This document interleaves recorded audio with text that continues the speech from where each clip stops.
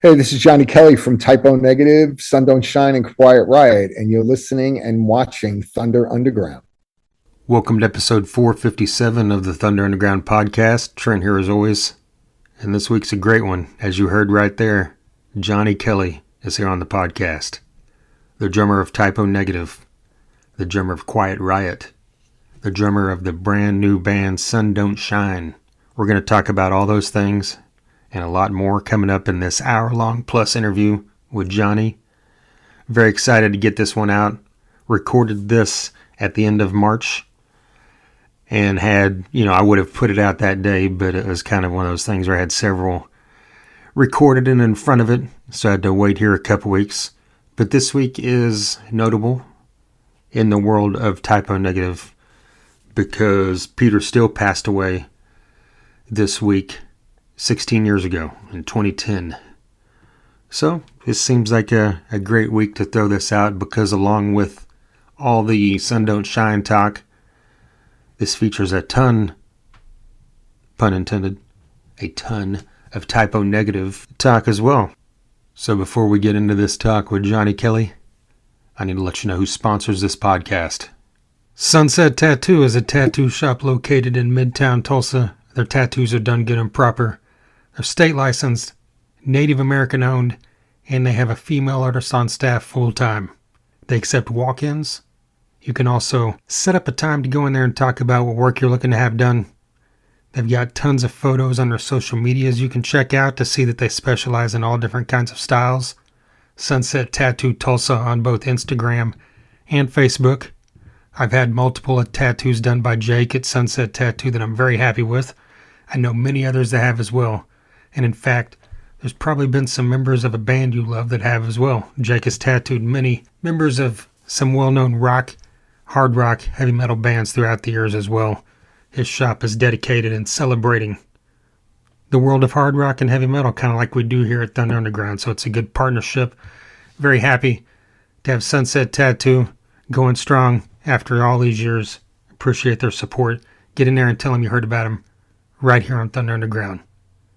We've also got DEB Concerts, our longest running sponsor, concert promoter based in the Tulsa area that has brought tons of great acts to the downtown area of Tulsa, such as Megadeth, Lamb of God, Saxon, Last in Line, Buckcherry, Snoop Dogg, Ice Cube, Great White, LA Guns, Steelheart. The list is massive and long, and it's ever growing. DEB Concerts books the Roadhouse DEB concert stage at Rocklahoma every year. That also includes the pre-party, which is included with your 3-day ticket. This year at Rocklahoma, you can check out rocklahoma.com for the full lineup, which features headliners like Slayer, Godsmack, and Papa Roach. But the DEB concert stage specifically will feature Plush, She Hates Me Not, a Van Halen tribute called Jump, 7 Foot Monkey, an Ozzy tribute called Ozzolution, Molly Hatchet, Slaughter.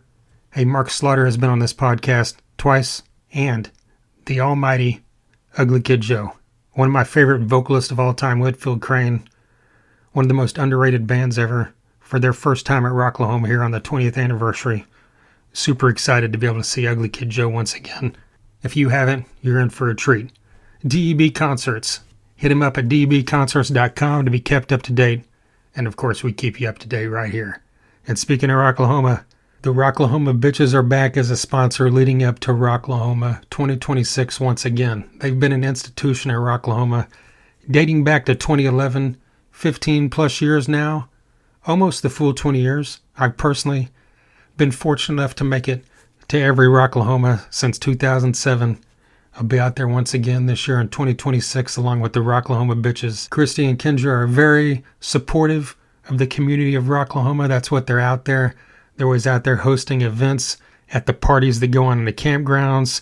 They've got tons of merch for Rocklahoma Bitches, t-shirts, koozies, bags, stickers. They have new stuff every single time I see them, and they will give you all this stuff at Rocklahoma for absolutely free. They don't charge for a single piece of their merch. They're always flying around the campgrounds, passing out this stuff to support Rocklahoma and support their love of the festival-going experience. They're very charitable besides just their merch. Christy always bids on the autographed guitars that Rocklahoma auctions off every year for charity, and she usually walks away with one. Rocklahoma Bitches also sponsors the Cancer Sucks benefit that happens in Tulsa every year at the end of November to, of course, raise money for cancer that happens at the Cain's Ballroom. Rocklahoma Bitches, super excited to have them back, partnered with Thunder Underground, leading up to Rocklahoma once again. All right, From Birth to Death is the debut album from Sun Don't Shine. If you've been following this, if you're familiar with Sun Don't Shine, if you're listening to this because you're a fan of Johnny Kelly, you probably are, but if not, if you're a fan of Type O Negative, made your way here and you weren't familiar with this band, you're in for a treat, because this also involves Kenny Hickey of Type O Negative. They've done a couple bands together in the past. They've got Silver Tomb that is still going, as Johnny will talk about here later in this interview. But Sun Don't Shine features Johnny and Kenny of Type O Negative, along with two members of Crowbar, Kirk Winstein and Todd Strange. Of course, of Down fame as well. And it really has the vibe of those two things colliding, because you get the doomy, sludgy, amazing riffing and power that you get from those guys out of Crowbar, and you get the melodic side, the big bombasticness that, Kenny's side of Type O Negative, when his voice would come in, but still leaning into that groovy, doomy style and bringing in a lot of rock elements as well. That's kind of one of the things this band has talked about, press releases and interviews and stuff, is that they really wanted to bring like a classic hard rock vibe to this, as well as, those sounds that these guys are known for in that doom area. And you combine these together and you get something noticeably different from someone like Kirk Winstein, of course. His solo album from a few years ago, Dreams in Motion, still had very much of that vibe you expect from Kirk, but it pushed him into a melodic realm, which of course this album does even more, in my opinion. And you get to hear him, his voice is throughout this as well with Kenny's, even though Kenny's the lead vocalist here. Kirk cuts in with trades off some lines here and there, and of course does a lot of backing vocals. But it's just a really cool dynamic. I'm really loving this album. Really glad I got Johnny on here to talk about it. And of course, like I mentioned up front, there's a lot of Type O Negative talk throughout this as well. And for myself, that's a big thing, being one of my favorite bands throughout history.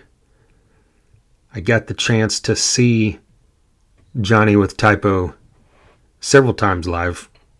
Lucky in that sense. I guess that's one of the ways you can say that you're lucky to be old, is that you got to see some cool stuff that generations of today might not have gotten to see. A lot of people might not have gotten a chance to see Type O Negative in their full power, but I was lucky enough to be able to catch them early on. One thing I had jotted down on my questions that I didn't bring up, just because the interview, went long. I didn't need those extra questions, but next time I talk to Johnny, I might bring it up.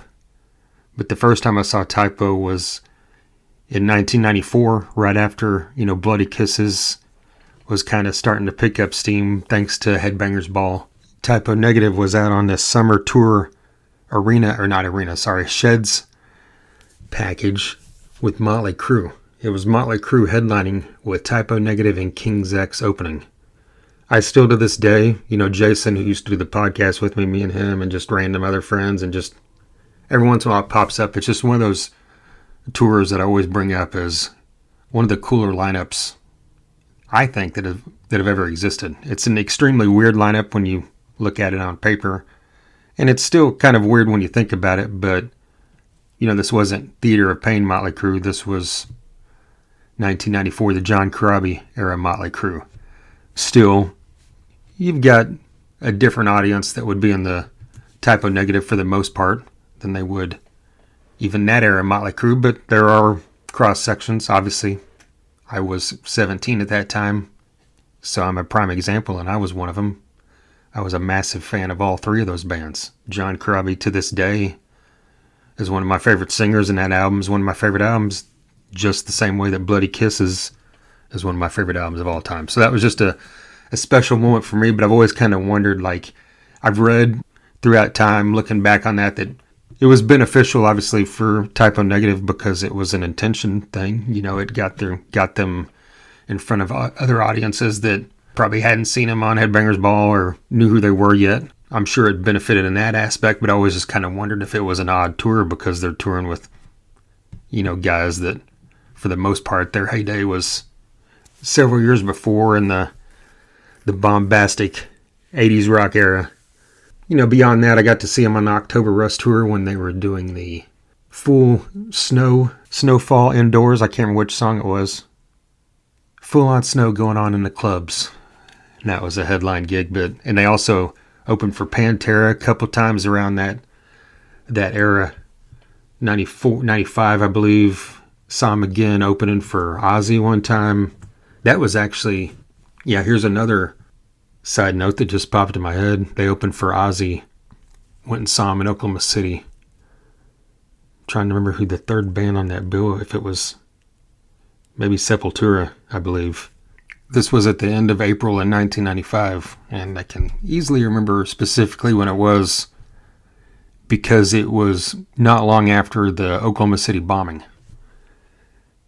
It was still April, and that bombing was the April 18th or 19th, I think it was the 19th, so this was less than 2 weeks because I specifically remember it being still April, but the point is, at that show, I know Ozzy did, and I think all bands, but I specifically remember Type O Negative making an announcement that all their merch sales, their merch profits from that Oklahoma City show went to, you know, a donation to the families of victims of the Oklahoma City bombing, which I thought was obviously a great thing that they did. Also got to see them on that great Ozfest 1997 lineup that was like Ozzy, Pantera, Type O, Seven Dust, Cold Chamber, Paraman 5000, Machine Head. I'm sure I'm forgetting a few, but very, you know, indicative of that year. You can see that lineup and probably guess that it was 96 to 98, but it was still such amazing bands. And of course, we still got a couple of those around today. Machine Head specifically being one of my all-time favorites as well. But speaking of Kirk Windstein from Sun Don't Shine and Crowbar and Down, just like Kirk, I've got I believe just like Johnny Kelly as well, I've got a Type O Negative tattoo. Showing you my geekdom as far as when it comes to this band. Also, speaking of Kirk, he's been on this podcast a couple times in the past, as has Kenny Hickey. So now, every member of Sun Don't Shine except for Todd Strange has been on this podcast. So I believe in the future, I should probably get some Todd on this podcast so I can complete that. So it's cool to get Johnny on because I've had, you know, members of his bands on. Like I said, there with Kirk from Sun Don't Shine, with, you know, Kenny Hickey's been on here in the past, of course, with that band and Type O. Johnny has been a member of Hookers and Blow for a long time, and Dizzy Reed, the vocalist and, of course, piano keyboardist of Hookers and Blow and Guns N' Roses fame, has been on this podcast a couple times. I've had some great, you know, recent episodes as well, talking about some current music coming out from members of Dead Groove, Bad Marriage, that features Tommy Skeoch of Tesla. Tommy was the third member of Tesla to be on here. Frank Hanen's been on a bunch of times in the past, and Brian Wheat has as well. Also recently had on Axel Rudy Pell, Philip Schaus of Accept and the Ace Frehley Band, Drew Cagle, members of Dead Groove, 10 Ton Mojo, Defiant, Generation Radio, John Bush of Armored Saint, and Anthrax from the 90s and early 2000s. He was on this podcast earlier this year, and that was one of my favorite ones in recent memory just because he is probably my all-time favorite metal vocalist. All right, let's quit the rambling and let's let Johnny Kelly do some rambling. Here is Johnny Kelly, the drummer of Sun Don't Shine, Quiet Riot, and the mighty Type O Negative.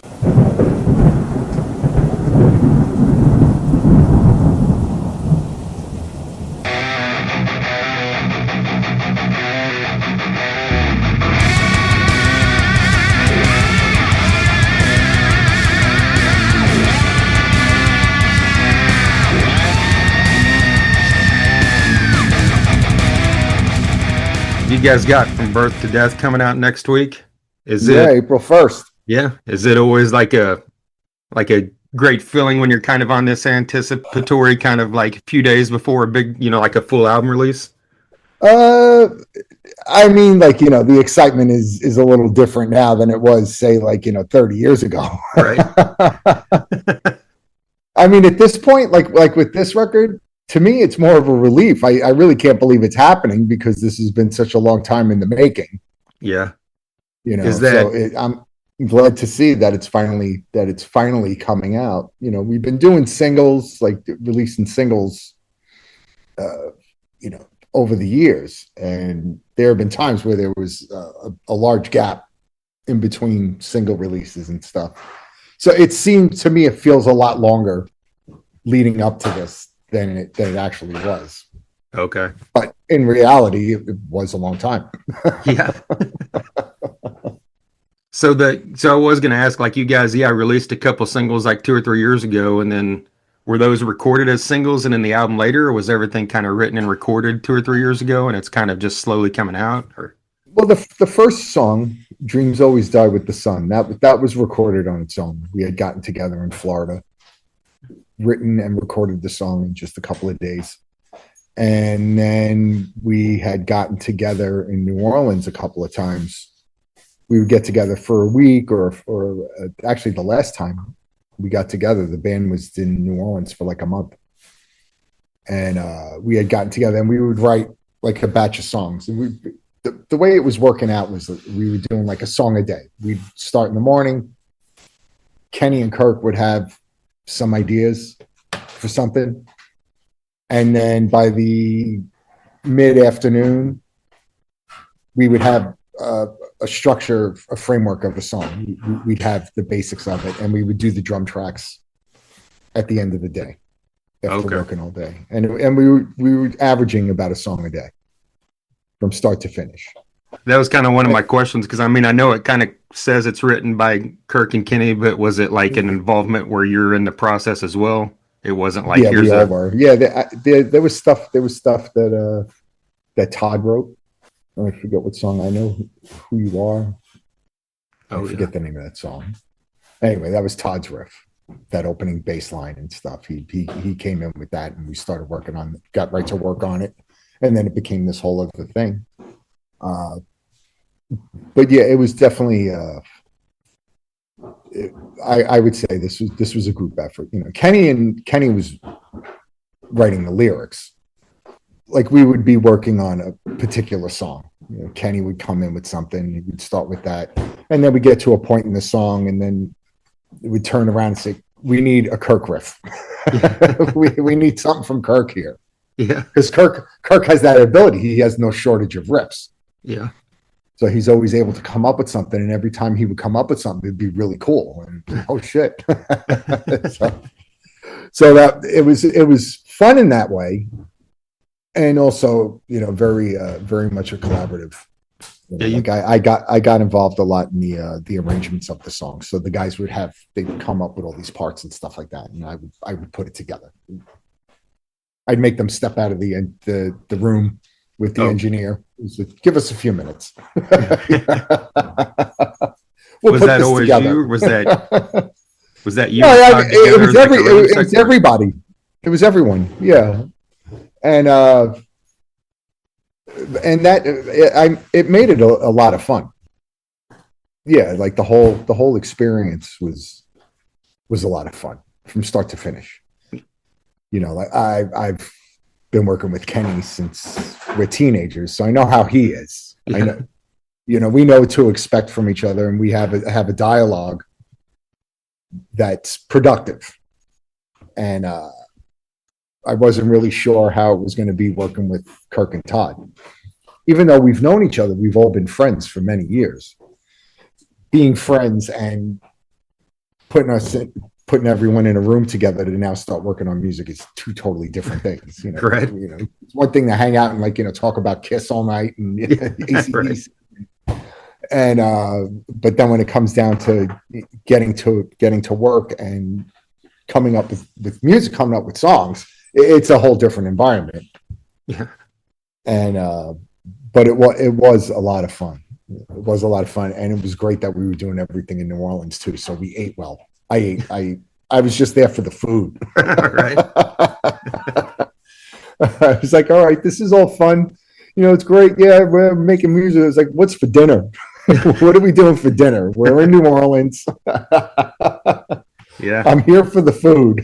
No shortage of greatness. Oh no, it was great. Like I said, the whole experience was great. It was a lot of fun. We had an Airbnb, so we're all basically like living together. We would be together the entire time. So in the morning we'd start with having our coffee, whatever. And then we'd go to the studio. We'd work all day in the studio, and then we'd all go out to eat afterwards. And then at the end of the night, which was weird, I guess now because we're all, older. At the end of the night was like 10 o'clock, 11 o'clock. Everybody was going to bed early. Not like how we were when we were in our 20s or 30s. Right. What was that whole recording process? Did it feel like in your 20s or 30s? Because that doesn't sound like it's something common that happens these days, because a lot of stuff you're recording is probably kind of piecemeal here or there. Yeah, a drum part for everything that I do now, I do it here in Dallas. Yeah. And I have a studio in Dallas, and I go there, I do my drum tracks, and I send them to whoever through email.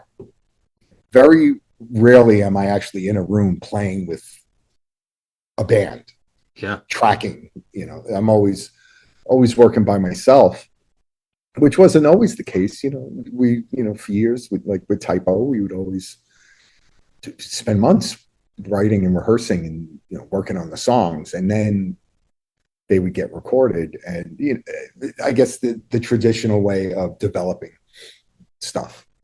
Now it's all remote. And, there's been many things where, Jesus, I would have to say like a solid 90% of what I do is all remote work. And which is, I see benefits in it, but there's also drawbacks. The benefits are I'm working at my own pace on my own time. I have the time to really work on a song instead of being in a room getting yelled at by everybody because I'm always making noise trying to figure stuff out. and actually, yeah, but the whole thing, getting crazy with the gear and stuff. I've been trying to do it on a budget. This stuff could be a huge money pit, and I know there's so many things I'm doing wrong, but I'm starting to be pretty happy with the results I'm getting. So I don't care what I'm doing wrong, but I'm having fun with it. And I just picked up a new preamp last night. After this, I'm gonna go to the studio, put it in, see how it sounds. Like guitar players chasing tone. Oh yeah. And I always hated studio. I always hated the studio. Always liked playing live. It was always fun. There's the spontaneity of it, the unnerving aspect of you only have one time to get it right instead of going over something, the repetition of constantly doing something over and over and over. Let's change this little thing. Let's do this. What do you think about this? I'm going to use this guitar tone for this and blah, blah, blah. And I would, especially when the albums were being recorded, I hated going to the studio. We do all my drum tracks at Josh's house with Typo. And the drums were the first thing to get done, because we basically used the same drum tracks that we did the demos with. So we would do all the demos at Josh's house, tweak all the drums, get everything fine-tuned, and it would be finished. And by the time they went to the studio to track everything else, I was done. I was like, I'll see you on the bus. Don't call me. I don't want to see you. I'm not interested. I'm not interested in sitting there watching you guys push buttons and talk about the X amount of chorus and delay that you have on, or compression. And I'm just learning about compression now. I've been doing this for 30 years. Because the truth was, it never really interested me.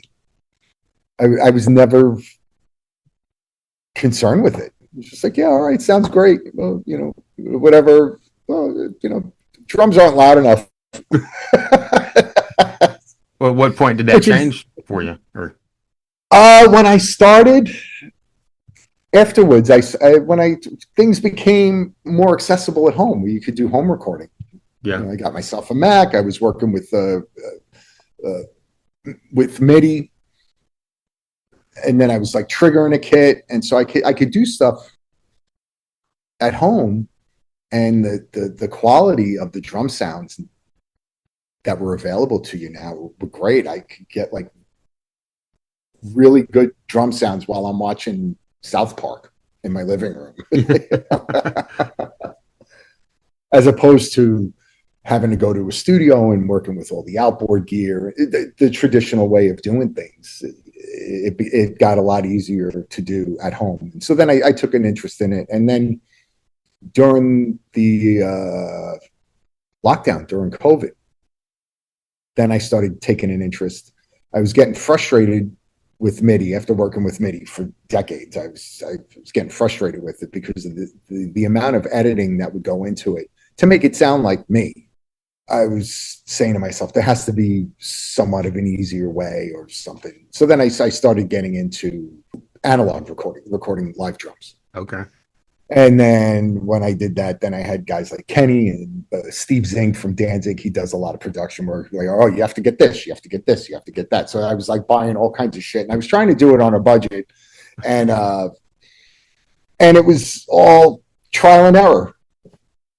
Watch some YouTube videos on how to do some things, and it was just a budget home recording. And as I've recorded a lot of songs. I've done a lot of stuff at home, and every song seems to get a little bit better. I get a little bit closer to what I hear in my head as to what kind of drum sounds I'd like to have. And I'm doing it in a little tiny 8x10 room, and it's hard to get a really big drum sound in such a little room, and the noise is so loud. And it's a whole big it's a big learning process. And I've started to take an interest in it now. So the thing that I hated, now I've become. Well, when you're recording like by yourself like that like you said, in a small room, and like, is it just the process of going through it, stopping, sitting down, and listening to it back every time and seeing how close you are? Yeah. Yeah. So a lot of times it's basically tracking as I'm learning the songs, as I'm rehearsing Okay. it. And then sometimes something will happen. I'll be like, oh, wow, that's kind of cool. I wasn't expecting to hear that. But when you hear it back, and you're like, wait a second, I did that? I was like, that was kind of cool. I was like, I got to keep that. And then, yeah, I've learned to be able to do it. And I like the idea of just working on my own time. And it's very easy now. Technology has simplified so many things. It's very easy for me to just put something together, send a quick MP3 to whoever, send it to Kenny or whoever, and say, what do you think? And then I'll get their feedback, and they'll have ideas or whatever. And then I'll go back in and retrack it, and the same thing, send the MP3. All right, what do you think of this version? All right, I really like this. All right, great, done. Then I'll go back in and try to get a better performance out of that, now that the ideas are hashed out as far as like what I want to do, what needs to be done with the song. And then I'll try a couple of different things here and there, get a few ideas. But it's nice to be able to do it on my own time, where I'm not subjecting everyone else to me, in essence, basically practicing. Yeah. Because for years I get yelled at. Years. Kenny's been yelling at me for years. Shut the fuck up. I'm trying to tune. Do you have to make so much noise? So you want this to sound right? Right. And it's, I don't have anything at home. So it's not like I could just like sit home and hash out ideas or whatever. I mean, now I do, now that I have a studio that I'm renting. And now I have that, but I have that luxury of doing it all by myself, uninterrupted. Yeah. Work at my own pace. And it's also where I'm getting the opportunity to really learn about how I'm playing, seeing what my faults are and what I really need to improve on, just to be a better drummer, period. because when you see it played back, you see it on the grid. It doesn't lie. It's not lying. You can't say, "Oh, the computer's speeding up." That's not me. Your computer's messed up. So I take that as an opportunity to learn about how I play and what I need to, what I could do, what I need to do to be a better player. Things that I need to focus on and work on. Very cool. So that it's been cool that way. Yeah, there's been a lot of benefits of it. Well, you mentioned learning to work with Kirk and Todd and how you guys work together. Mm-hmm. How did you and Todd kind of mesh as a rhythm section? Was it quickly, or is it kind of like is that something that takes time? Well, Todd is such a sweetheart of a guy. Really easy to work with. He's very, very, very easygoing, and he's just like, all right, yeah, let's try it. All right, great, yeah, okay, fine. Everything's cool with him. So whatever it is, all right, I'm in. So it's cool in that way. I wasn't like, for instance, the first song, "Dreams Always Die with the Sun." So now this is the first time we're all in the room together. And the three of them had been working on the song for hours before I got there. I literally flew in to Florida, got picked up at the airport, and driven right to the studio. If you see any kind of pictures or footage and stuff like that of us, that first rehearsal, you'll see my suitcase like right next to my drum kit. Okay. So then I get in the room and they're showing me what they have so far, where the song's at and stuff. And I had some ideas for the bass line. I was like, I'm hearing this thing. I was like, what do you think of this? And I was referring to it as like a Sly and the Family Stone thing. I was like, what do you think about trying this bass line? And Todd was totally open to it. And when he was done, he was like, I dig it. He was like, all right, great. So some people would be maybe a little more hesitant. It would be like, why don't you just focus on playing drums? I'm the bass player, you're the drummer. Why don't you just stick to playing drums? But I had heard this. I heard this thing in my head, and I was like, just hear me out. What do you think? You try it. And he was totally open to it, and it wound up getting used in the song. So that was cool. And I try to be the same way when I'm working on songs. I like getting the other set of ears to get their input on it, because it really what's important to me is the song. I know the kind of player I am. I'm very much like a meat and potatoes kind of player. There isn't a lot of flash to it and stuff. And but I've been fortunate enough to be a part of some really awesome songs, and that's learning as I was with my years in Type O Negative, and learning how drums can be applied to songs and stuff like that, and where it fits in stuff that like with Type O's music. There's a lot of layers, a lot of textures, a lot of colors. There's a lot going on like all the time, even in spots where it doesn't even sound like it is. There's always a number of things happening. So I had learned to try to apply drums where the foundation of it and everything else is built on it, and all the layers and everything. So the drums, they don't really jump out in songs. Gotcha. And but they're the foundation of it. It keeps things moving. And so I've tried to take that, how I learned my education or whatever, learning that, and then I try to use that in anything else that I've done going forward from there.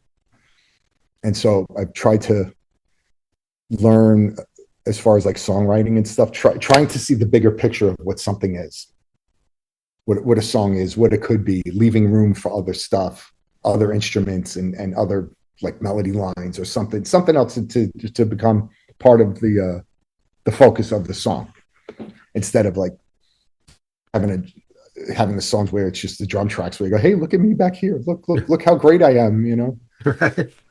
And that I've always wanted to be part of a better song instead of a shitty song with a really cool drum track on it.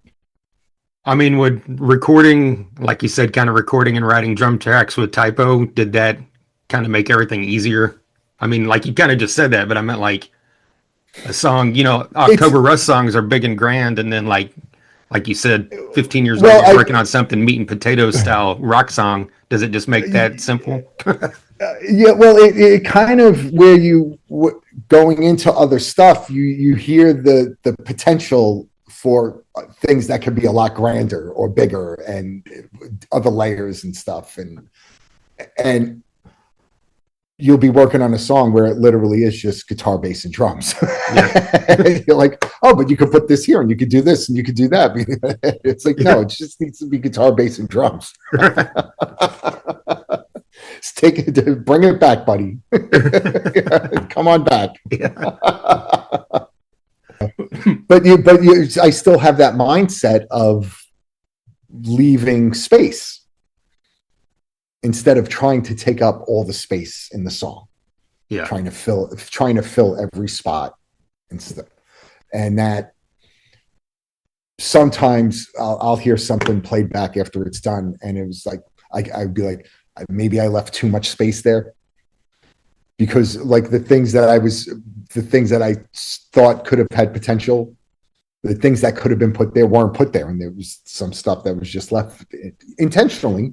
How the song was supposed to be, and then hearing it back, and then I'd imagine anyone that writes music or records, plays in a band, to be like, oh, I could have done this here, I could have done that, I should have done this instead of what was there, blah blah blah. And I've been doing that since day one, even when playing, when we did October Rust, my first record with Typo. Hearing it back, I was like, oh, could have done this, could have done that. This would have made it so much. This would have made it so much better. Or is it easy to let go over time? Or well, you have to let it go, because that's it. Once it's out there, once it's released, that's it. It's forever. You can't change it. And so I've learned to live with it. And how I've learned to live with it is by just not listening to the songs after they're done. Yeah. It'd be like, all right, great, been there, done that. All right, what's next? Which is actually, I mean, I'm joking about it, but in a lot of ways, that is how I kind of approach it. Once in a while, I'll put something like lately. I've been going through old cassettes, demos from Typo and stuff like that. So I'm trying to find some stuff that maybe we could use for future releases, like reissues, stuff like that. Okay. And I hear some of the stuff, and there's subtle changes. So I was listening to one cassette, and I was like, wait a minute, this sounds weird. And it was like it was a demo version of the song Wolf Moon. I was like, wait a minute, Josh didn't use that keyboard sound. He didn't use it. Wait a minute, Peter singing, those aren't the lyrics. And then it occurred to me, I was like, oh wait, this is a demo. I thought maybe it was just like a rough mix of the final record, final thing. I thought it was just a rough mix. Or one of the first mixes. And I was like, wait a minute, this must be one of the demos. I was like, because this is totally different. Not totally different, but there were subtleties in it that changed from the demo versions to the actual release. And I was like, oh wait, that's kind of cool now. 30 years later. Yeah. It was like, oh, okay. So, but most of the time, I really don't sit home and listen to Typo records all the time. Yeah. Silvertomb or Patriarchs in Black, or whatever records that I played on. I don't really sit home and listen to them. I do get sucked into the vortex of finding stuff on YouTube, like live stuff. Oh yeah. And it's cool to come across something that I've never seen before. Wow, I don't remember seeing anything from this show. There are certain shows that are on YouTube that have been circulating for years and stuff. And it's cool to see something pop up and be like, wait, I've never seen this, because I have a whole bunch of bootlegs, and it's cool to see something that I hadn't seen in a long time, or never seen before. So that I'll do. And I'll get into that, but I really don't sit home and listen to the records that much. Once in a while, something will pop up on a playlist, like on Spotify or whatever, come across it. And that's fun. That's fun. But like hearing it, it's a totally different thing for me than, say, a Typo fan. Yeah. For me, it's like a snapshot of what we were doing. So I'll hear a song like "Love You to Death," and I'm not listening to it and go, "Wow, this song's really cool," or like, whatever. And there's like all this stuff, listening to like the instrumentation or the lyrics or whatever. I hear the song and I start thinking about when we were rehearsing it, working on the song when it was brand new, and doing the recordings and the demos, and developing the song and thinking about what we were doing 30 years ago. So it's hard to take a step back and listen to something that I've recorded and just go, wow, cool song. Right. Or a lot of times, there are also times where Jesus, that song is awful. Why did we release this? This is terrible. You're your own worst critic. And there were definitely some clunkers on some of the records. At least to me, they were clunkers. It's stuff, for whatever reason, I couldn't identify with it, or I wasn't into it, or but some of those songs are some of Typo's fans' favorite songs. Right. Like, the song is terrible.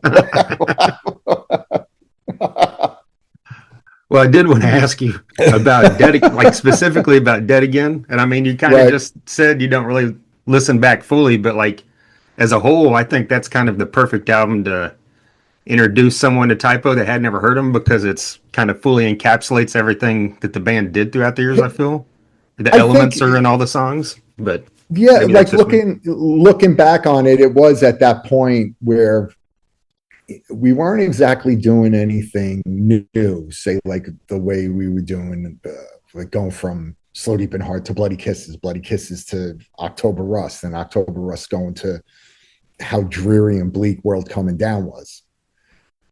This Dead Again kind of, we grabbed from all of that. Yeah. Every territory that the band had gone to musically, we kind of pulled from all of it. And I think that the one element that was kind of new on that record was, it seemed like there was more jamming. It seems like it has a heavier Deep Purple influence on the record than, say, the rest of the albums, which I was never really a Deep Purple fan.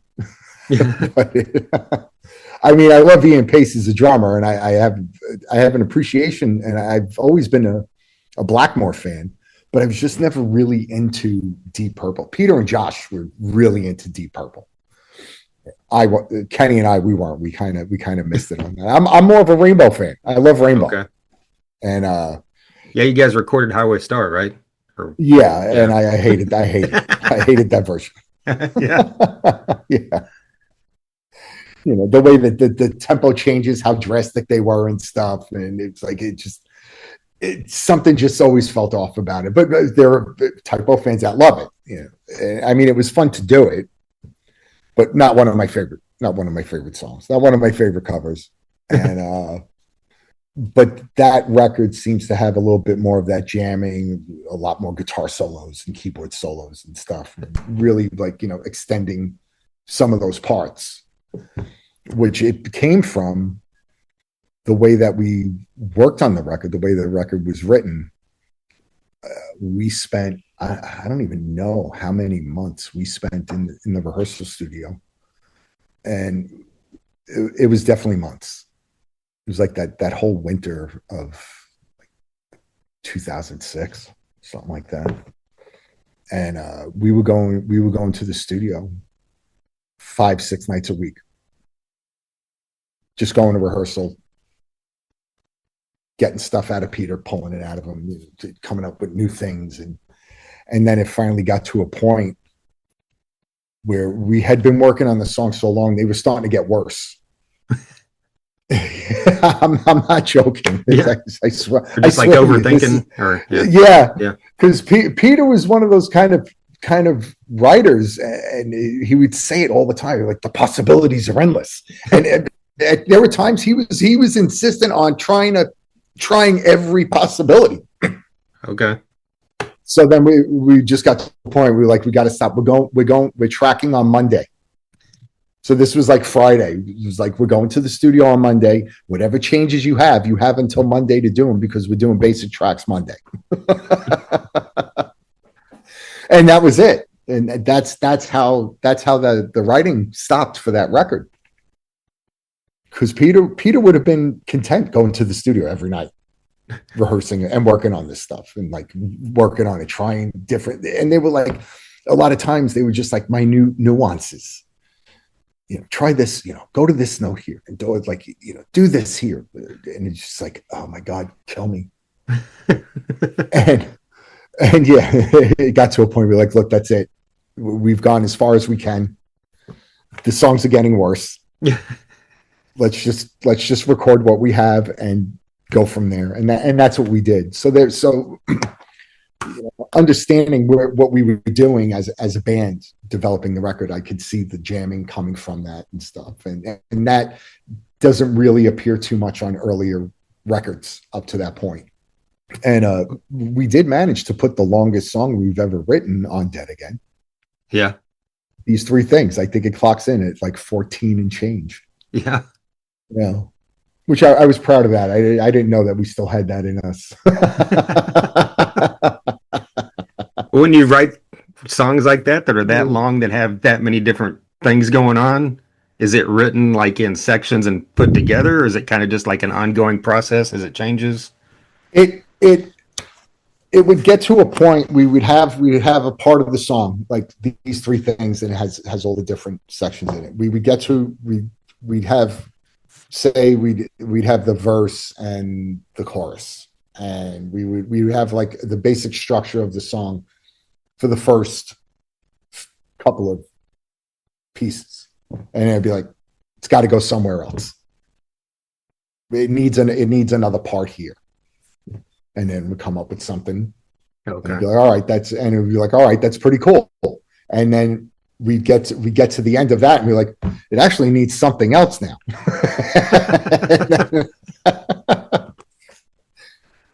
And Like just some putting songs, yeah, it was, I guess, like building blocks. Yeah. And we would get to a point and be like, all right, it needs something else now, because it didn't feel like it needed to go back to, say, like go back to another chorus, and then a double chorus, and then an outro or whatever. And then it was like, it needs something else. And then it just kept on building and building and building. And Peter was a big stickler when it came to symmetry.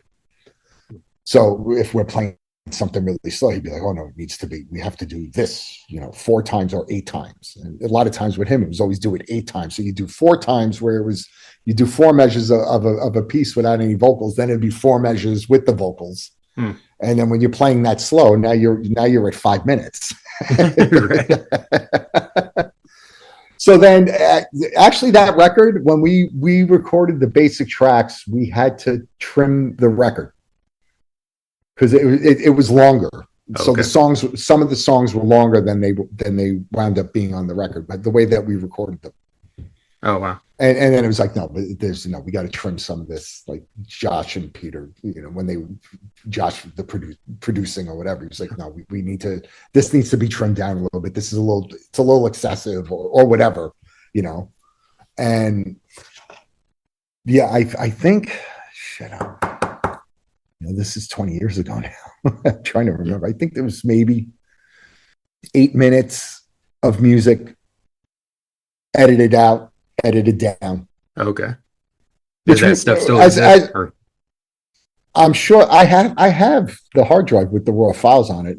I've only listened to a couple of things. And it was weird. It was like something, it was a Peter, one of vocal tracks on one of the songs. And it's the raw track. So you hear him like clearing his voice and stuff before he starts singing. And, so that's all there. And but I never took a song and put it into a session and stuff to hear what's there. Oh, okay. And but I just remember at the time where Josh was telling me that they had to cut some of it down, which a lot of that comes down to the amount of space on a CD. Right. So like when you're putting like the data that the CD can hold, it can only hold the manufacturer will only warranty a CD if there's up to 74 minutes of music on it. So if you put 75 or 76 minutes of music on one disc and something gets screwed up when it's being made, the manufacturer won't warranty it. Okay. Because it's putting 2 pounds in a 1 pound bag. Yeah. So they only warranty it up to 74 minutes. So the records when we were my whole time with the band when we were making CDs was like we have to have enough material for 74 minutes. We can't go past that. So that's how that was the mindset working on the songs. All right, how long is this one? Okay, we got this. All right, this one's 5 minutes, this one's 8 minutes. Okay, we got 74 minutes, we're done writing. How did you stop Peter from saying let's do a double album that's 148 minutes? Yeah. Like that would come down to economics. I mean, the topic never came up. Okay. But I'm pretty confident that Roadrunner or SPV would never want to put out a double record. They would, because it's just too much money. Yeah. Maybe artistically, it's a cool thing to do, but as far as like a record company trying to make money, it's practically like it's double the manufacturing cost. You're going to put it out on vinyl, you do a double CD, it's twice the money. Twice the money, one SKU number. So they're only going to make X. I think it's pretty much you'll make the same. They make the same amount of money selling one disc as compared to a double disc. Oh wow! Okay. It's only one SKU number. Yeah. So now you have double the manufacturing costs. It's a vanity project. It's not. Yeah. You're not in it to make money. Right. It's not like Kiss Alive Right. or Frampton Comes Alive or, Humble Pie, at the Fillmore. Right. So it was never a consideration, and I mean, everything that we've done, the reissues that we've done with vinyl, every record's been double vinyl, but you're not really getting into the big numbers, say, like the way that we were putting out, October Rust or, those records, they were being manufactured 100,000 units, or October Rust went gold. Yeah. So they shipped 500,000 units. You're not going to ship. That's literally a double record. Now you're shipping 1 million records. Yeah.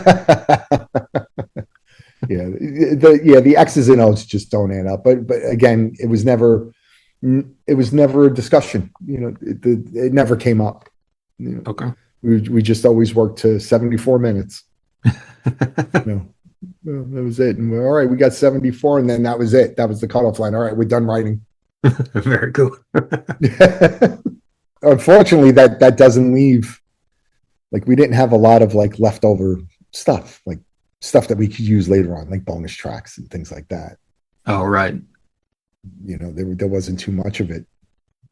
Unfortunately, especially now.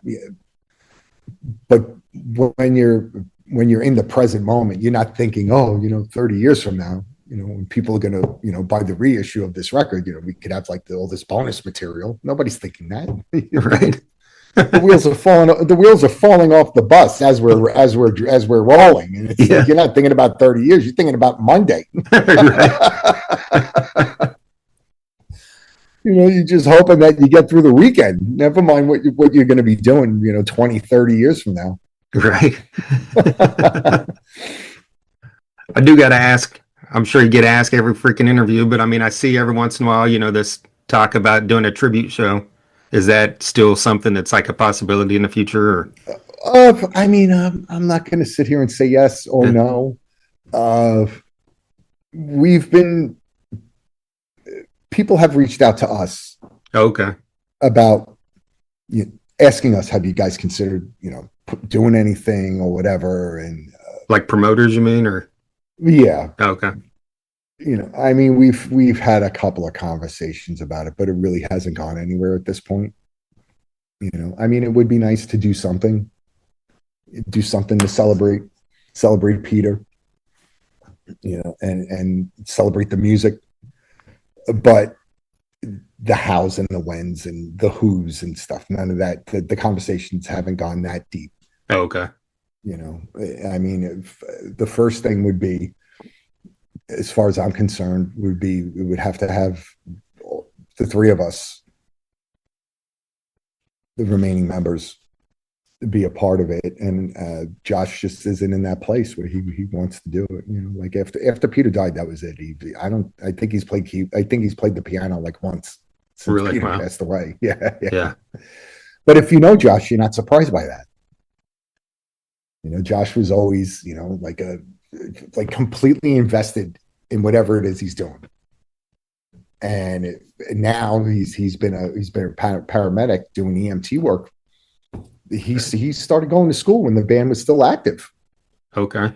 And you could see that he was setting himself up for the next part of his life. This was going to be the next thing that he's moving on to. And since then, whenever you talk to him, again, it's completely focused on that's what Josh, that's who he is now. He's not Josh from Typo Negative. Yeah. He's, paramedic Josh Silver for the FDNY. That's what he does, and but that's what he's passionate about.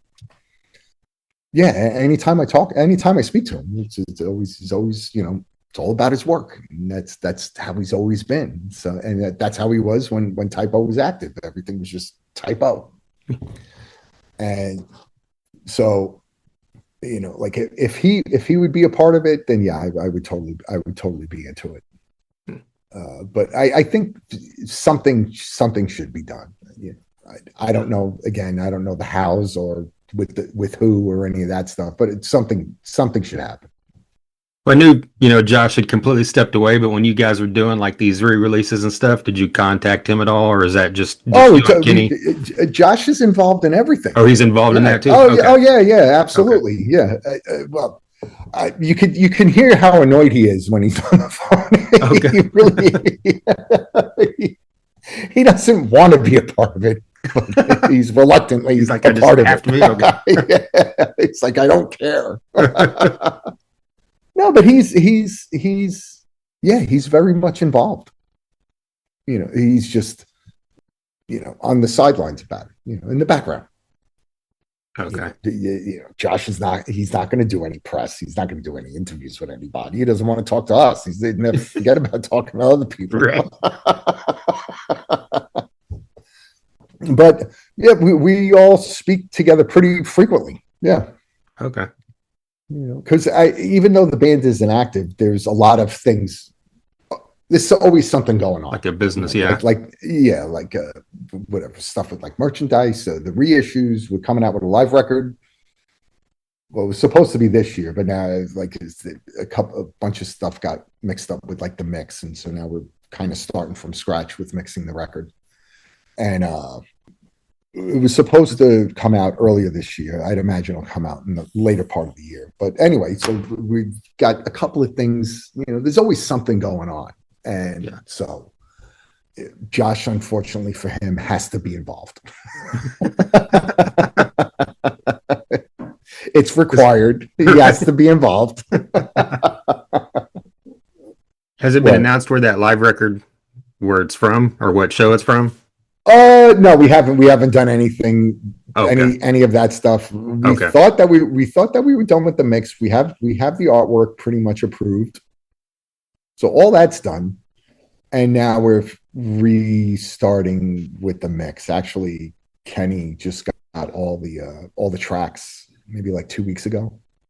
Okay. And he put his studio back together, and Josh is going to go over to his house and work on it with him.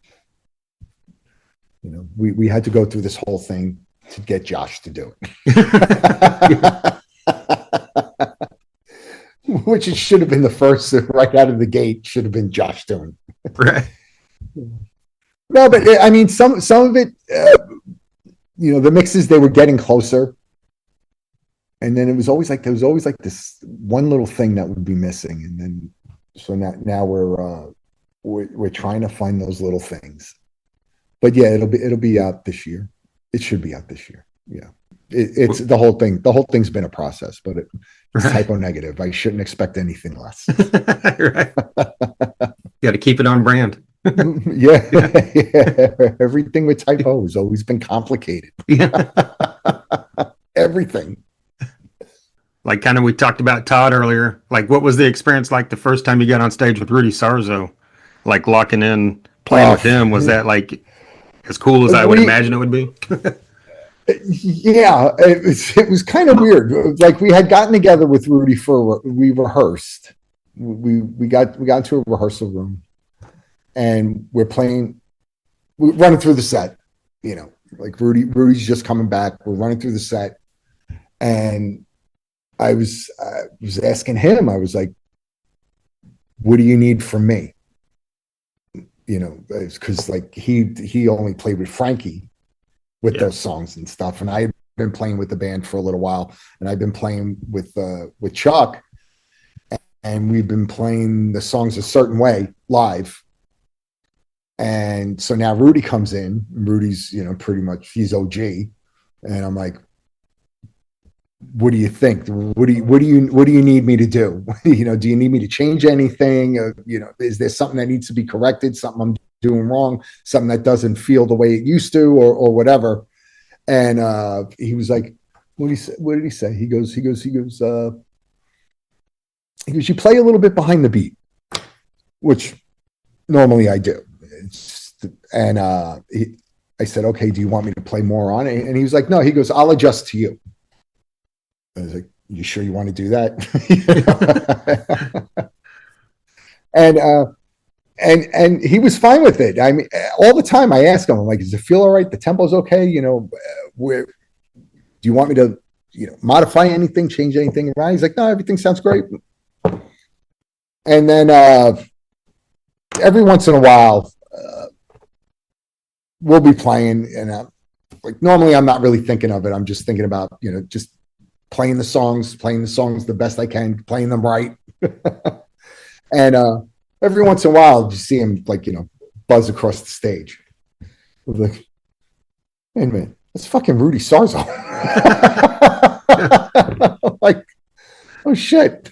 It's like the poor guy. Now he's stuck with me. He had this whole career playing with Ozzy and Whitesnake and all these other things, Quiet Riot and the success that Quiet Riot had, the first metal band to top the charts and stuff. And now he plays with me every weekend. And I feel bad for him. It's like you've had this whole like industry, like illustrious career. You're an icon and stuff, and now you turn around and there's me back there. Me out there dishing out clams. Yeah.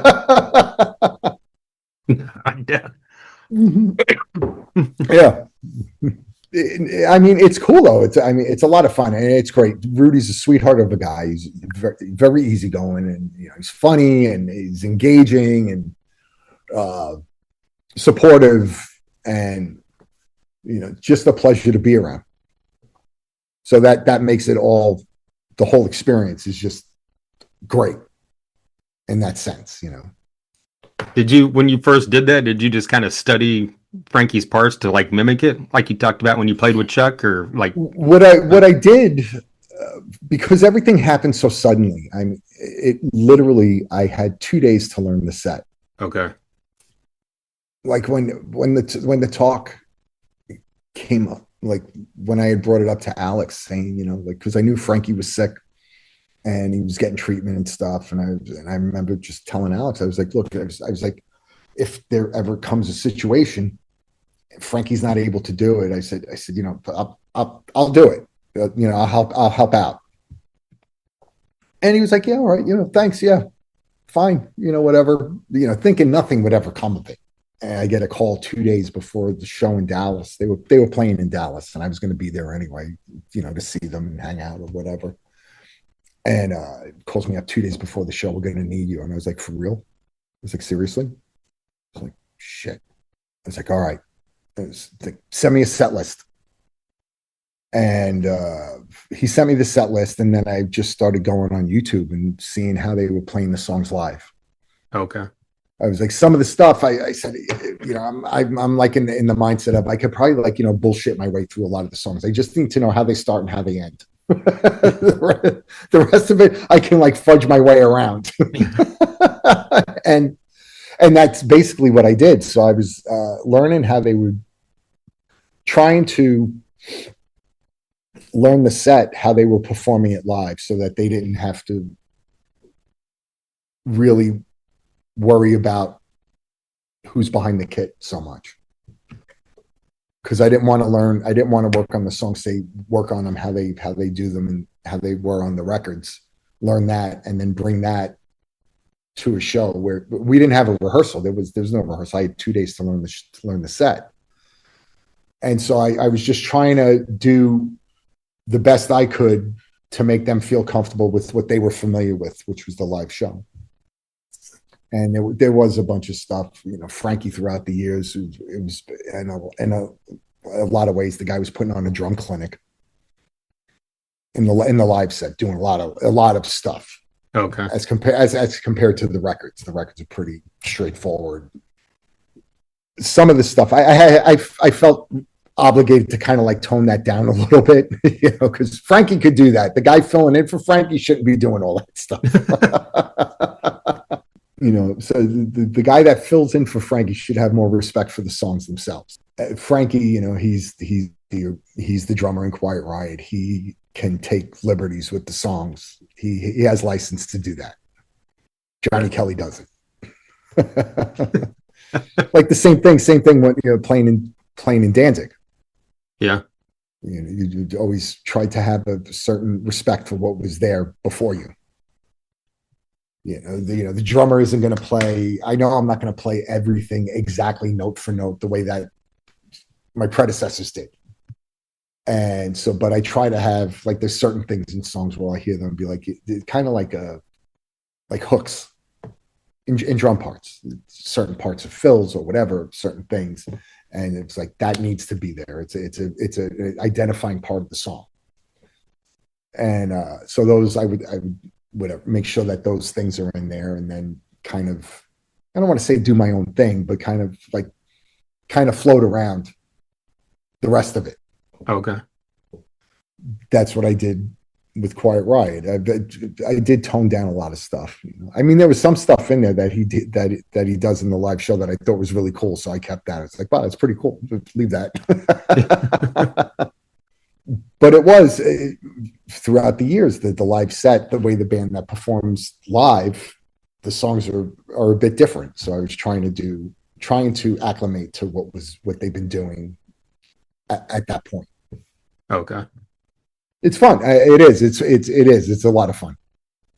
Yeah. A lot of travel, a lot of airports. And now with the government shutdown and stuff, I was terrified this weekend. We played in North Carolina, and I was just like terrified about going to the airport.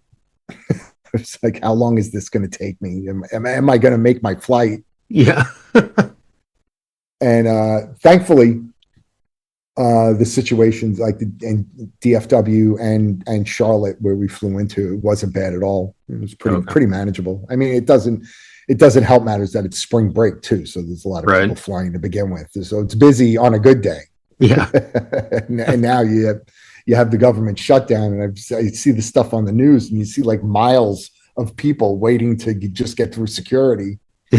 Yeah. Like so many people are missing flights and stuff. And it's unfortunate. And it's a very big concern now, because that's what I do every weekend. Right. I'm flying to Cincinnati on, I think, Thursday. So hopefully they'll be open. hopefully everything's open on when I have to fly. Yeah. Well, Yeah. speaking of, playing live, you guys have all your different stuff going on, but can we expect any Sun Don't Shine shows this year? Or? We'd like to do some shows. It's a matter of wrangling us to get us, where we have some openings. Yeah. I mean, not only me, but Kirk's constantly on tour. The Yeah. guy's always doing something. I saw him. He was here Saturday night. Me and Todd went to. Todd lives in Texas, not too far from me. He lives about an hour and a half away from me. Okay. Yeah, Kirk, Crowbar, and I Hate God. They played in Fort Worth in Haltham City on Saturday night. So we went out and hung out with Kirk and stuff. And if he's constantly on the road with Crowbar, and if he's not on the road with Crowbar, Down is getting ready. They're getting ready to start up again. They got a record coming out soon. Yeah. And then that machine is going to start up, and they're going to be all over the place, And so, yes, we want to play live. We just got to carve out some time to do it. I'm absolutely loving this album, and I appreciate you taking the time with me today. It's been great. Thanks, man. Thank you. I appreciate it. It was a fun record. The whole experience was a lot of fun. Yeah, and the food's great. The record should come with some charbroiled oysters. Oh, that would be even more perfect. It should. I mean, it shows in the music. It sounds great too. So yeah. Well, the whole experience, like I said earlier, the whole experience of making that record was a lot of fun. And even when I've had breaks, there's been a couple of times with Quiet Riot. I have like actually a few weeks off or whatever, and I'll be like, guys want to get together in New Orleans? Start sending email, doing the text message. I got a month off. Want to go to New Orleans? Want to go to New Orleans? I'm like getting hungry. Yeah. Like, I'm hungry. You want to go to New Orleans? Yeah. Yeah. And the last time I did that, the last time I tried to do that, Kirk was on tour with Crowbar. So he wasn't available. So that was a little bit of a bum out. Right. But yeah, it is. It really is a lot of fun. All the guys in the band are really cool. Everyone, the whole team, the studio that we work at, OCD, and we got Vinny helping out producing, and then like his wife will bring food for us, and it's a real big it's like this very like family environment. Very cool. And we're the children. We're the kids. Yeah. We're the children. But it is. It's just something about New Orleans. It's one of my favorite places that I've ever been to. Yeah, same. And it's just a great experience from the minute I get there until the minute I leave. A lot of fun.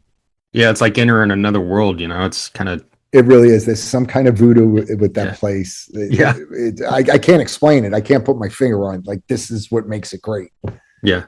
But it really is. The weather in the summer, however, is absolutely atrocious and unbearable. Right. And I don't know how they do it. No. I really don't know. I don't like how did people live there before the invention of air conditioning? Right. At least people that moved, that settled in Minnesota and like the Dakotas, the places like where it's unbearably cold during the winter, they had fire. Yeah. Fire is one of the oldest things that we have. So they can figure out getting warm, but how they live there, like that whole like Gulf region, man, that's like Houston. Houston is hell on earth. Yeah.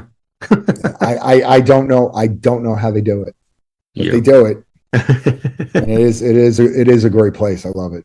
Yeah, I agree. So I'm hoping that we make another record again really soon. Oh yeah. Incentivized. Real soon. Yeah. Yeah. Well, I was going to say, the last two bands you did with Kenny, we only got one album out of it, so hopefully we get another Sun Don't Shine album down the line. The Silver Tomb record is just about done. Oh, okay. I didn't even know you guys were still active. Okay. No, it's active. It's just slow going. Kenny had sent me everything last week, and he was telling me, got the artwork done, sending everything to Long Branch, and he wanted me to listen to everything over before it got sent. And then I had gotten back to him because I had been listening to some of the stuff that we did. I was listening to it on my own, and the last song that we recorded, I was like, I don't like what I did. I said I want to retract that song. I want to redo it.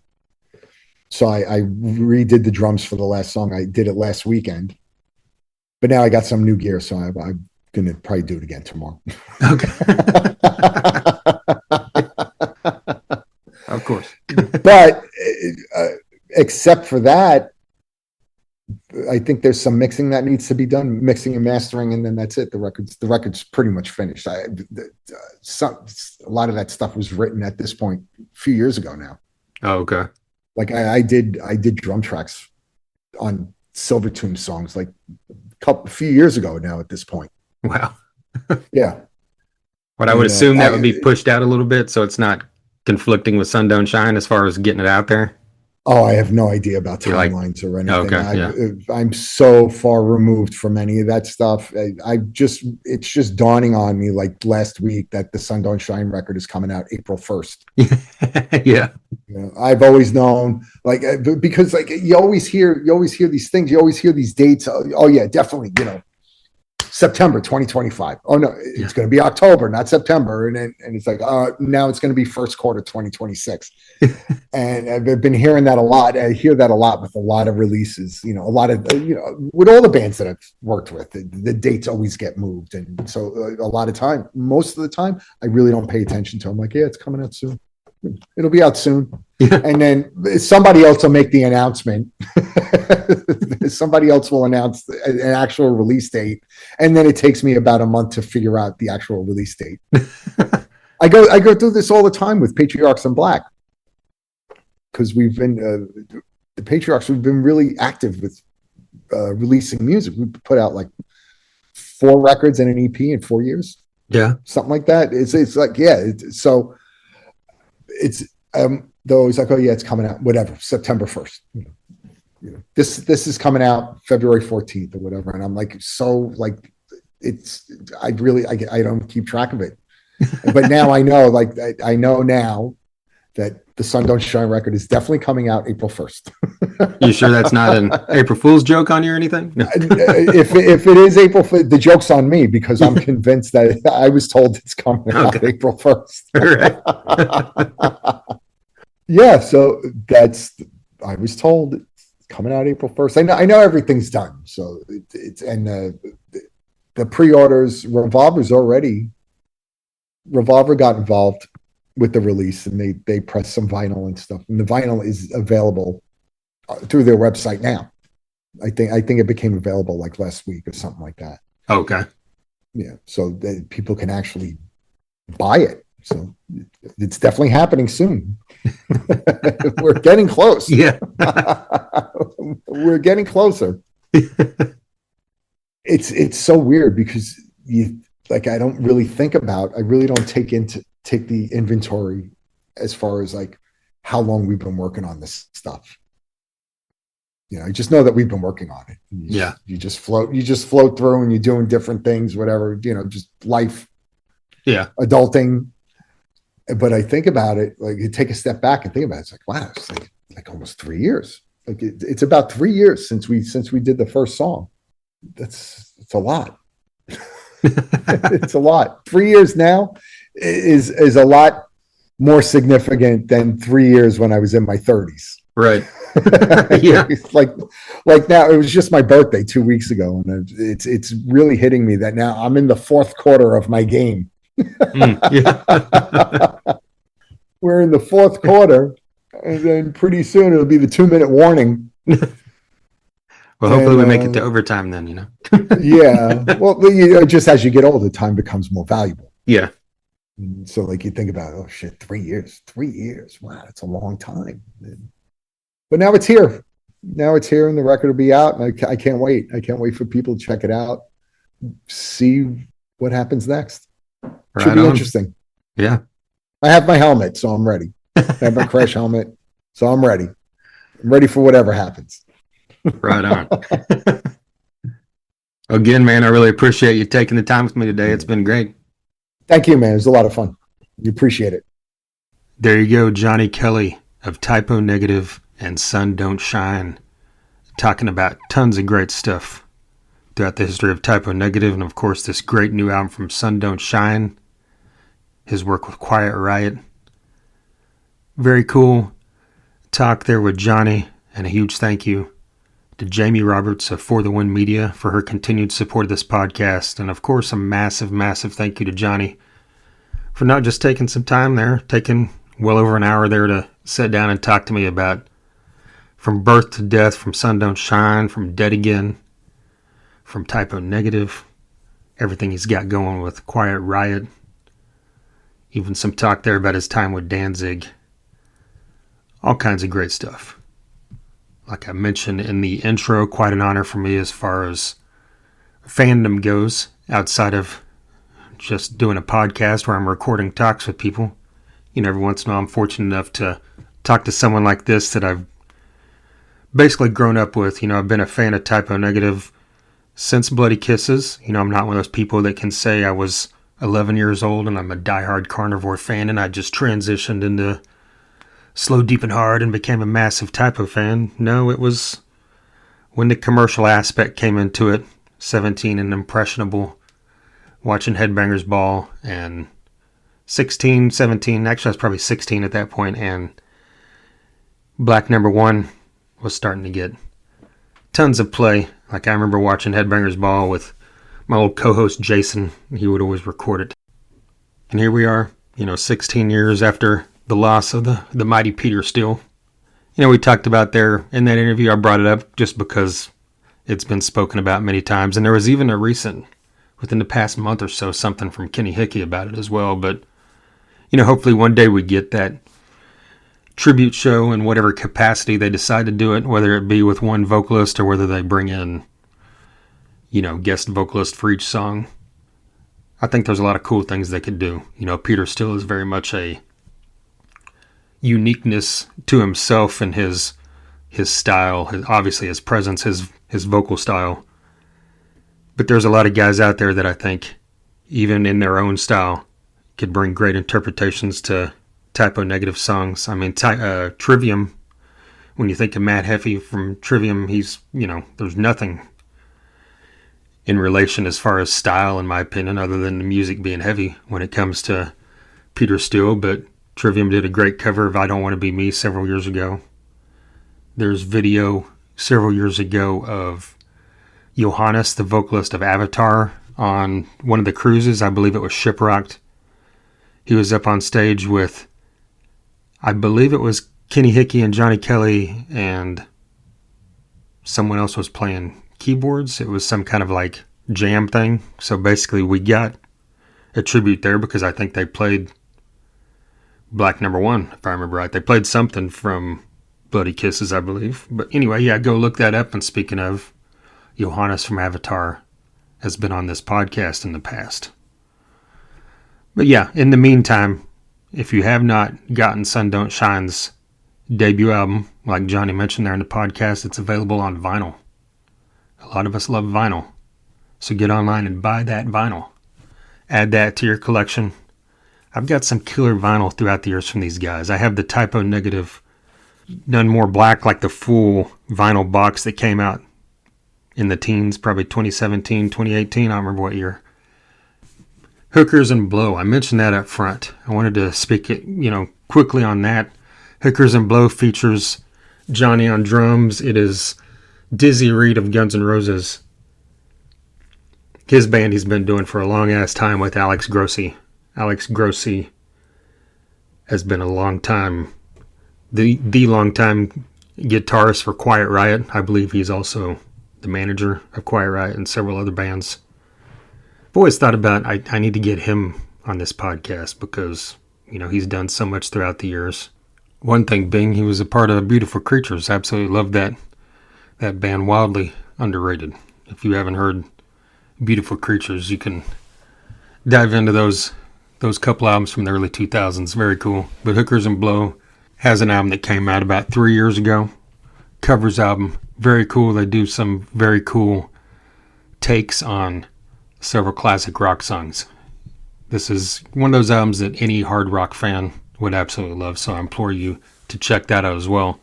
And Dizzy Reed has been on this podcast twice in the past. If If you want to look back, like I said, 456 episodes prior to this, one of which being Kenny Hickey, two of which being Kirk Winstein. Phil Anselmo was on this podcast for about 30 to 45 seconds once. In the early days of this podcast, we were interviewing Jimmy Bauer, who of course is in Down with Kirk Winstein, and Super Joint with Phil Anselmo. And Phil just, walked on the tour bus while we're doing the interview and said a couple things and went on his merry way. But besides that, I've had on members of White Zombie, Helmet, Biohazard, Prong, Life of Agony.